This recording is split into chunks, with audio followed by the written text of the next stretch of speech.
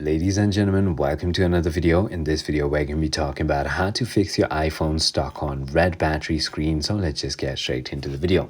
An iPhone stuck on a red battery screen indicates the battery is critically low or has become too depleted to initiate the boot up sequence. Fixing this often requires a deep charge or a forced interaction to wake the battery circuit. So there are two methods that you can go ahead and follow. The first is going to be the long charge method. Simply plug into a wall outlet. Do not charge via your computer USB. Use an Apple certified wall adapter. Leave the phone on charge for at least 1 hour undisturbed, and then simply go ahead and get it fixed.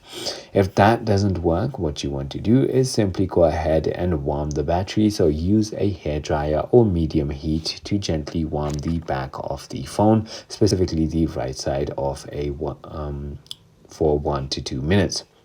Heat raises the internal voltage slightly, allowing the circuit to re-enable, and that is why it will go ahead and work. If none of those work, then of course take it to your nearest iPhone store. I hope this video clarifies everything for you. If you have further more queries, feel free to comment down below, and I'll see you on the next one.